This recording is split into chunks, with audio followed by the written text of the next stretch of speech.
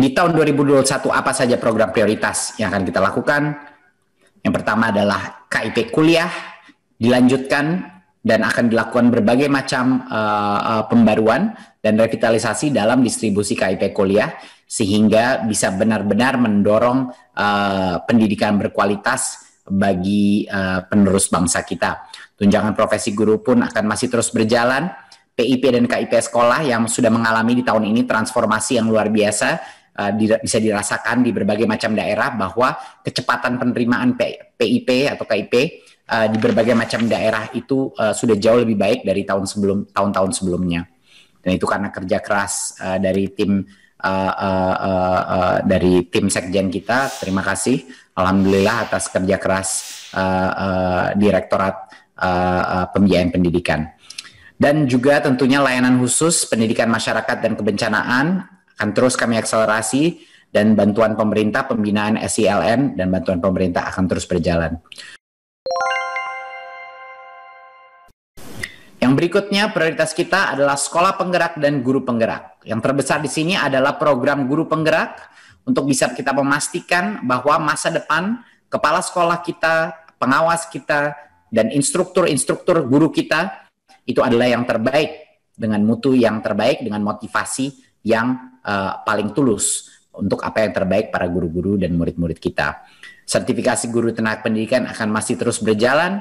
Rekrutmen guru P3K adalah salah satu program terbesar yang akan kita lakukan tahun depan. Seperti yang kita sebut kemarin, kita sudah mencukupi kapasitas sampai dengan 1 juta, tapi yang akan diangkat menjadi P3K untuk semua guru honorer itu adalah yang lulus tes. Mohon teman-teman media memastikan bahwa walaupun kapasitasnya 1 juta, kalau yang lulus tes 1 juta berarti 1 juta yang akan diangkat. Kalau yang lulus tes 100.000 berarti 100.000 yang akan diangkat.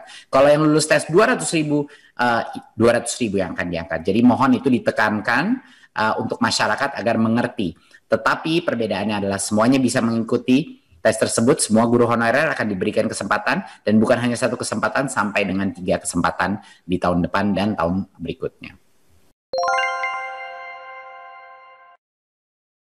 Untuk berikutnya adalah program besar kita, yaitu digitalisasi sekolah dan medium pembelajaran.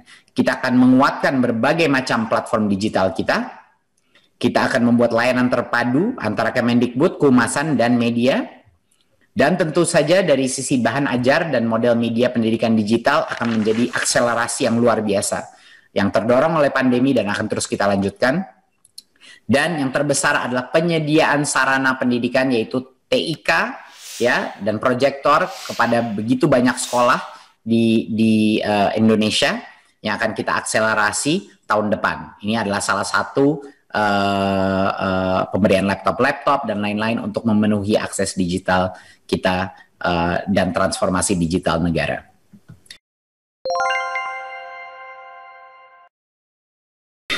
Berikutnya, prioritas kita berikutnya adalah pembinaan para peserta didik, prestasi, talenta, dan penguatan karakter. Ya, kita akan terus mengembangkan pendampingan, advokasi, dan penguatan karakter kita yang telah dipaparkan kemarin di Pusat Penguatan Karakter, dan juga dari sisi manajemen talenta dan prestasi kita. Pusat Prestasi Nasional kita akan benar-benar mulai berluncur tahun depan untuk bisa meningkatkan prestasi-prestasi akademik dan non-akademik para pelajar kita, dan juga pembinaan peserta didik. Berikutnya adalah peningkatan kualitas kurikulum dan asesmen nasional. Tentunya asesmen nasional adalah program terbesar di dalam program prioritas ini, di mana UN itu akan diganti dengan asesmen nasional, yaitu asesmen kompetensi minimum, numerasi literasi, survei karakter, dan survei lingkungan belajar, ya, menjadi mengakses sekolah-sekolah. Sekali lagi ini suatu hal yang tidak akan berdampak kepada masa depan murid sama sekali. Ini adalah untuk kita memetakan kualitas pendidikan dan mutu sekolah di Indonesia. pengembangan kurikulum berbukuan akan terus berjalan, dan juga pelatihan untuk kurikulum, inovasi kurikulum yang akan kita lakukan untuk para guru-guru, dan juga sosialisasi dan pendampingan yang akan kita lakukan untuk berbagai macam sekolah. Berikut adalah revitalisasi pendidikan vokasi. Salah satu program terpenting di Kemendikbud, yang pertama adalah dengan revitalisasi SMK yang kita buat dengan Center of Excellence, SMK-SMK yang akan menjadi SMK yang akan menjadi role model, akan menjadi panutan untuk bisa menjadi contoh perbaikan revitalisasi baik SDM-nya maupun infrastrukturnya. Dan ini sebesar 900 SMK yang akan kita perbesar, akan kita perbaiki, dan akan kita tingkatkan kualitas SDM-nya. Tentunya juga penguatan perguruan tinggi vokasi dan profesi menjadi suatu kelanjutan daripada itu di tingkat pendidikan tinggi. Kemitraan dengan pernikahan massal dengan Dudi dan juga pencapaian IKU-PTN vokasi semuanya akan didorong mengarah terhadap kompetensi-kompetensi yang dibutuhkan di industri.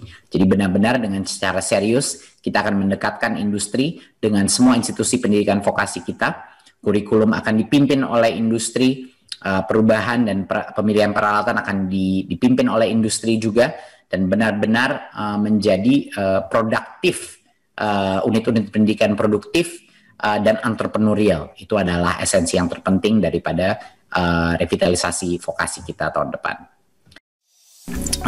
Patut ditekani sekali lagi bahwa checklist atau protokol kesehatan sangat berbeda daripada sekolah normal ya, walaupun tatap muka, tapi itu hak itu ada di baik di Pemda maupun di kepala sekolah dan komite sekolah, yaitu ujung-ujungnya orang tua lah yang akan menentukan apakah mereka nyaman dan siap untuk melaksanakan tatap muka.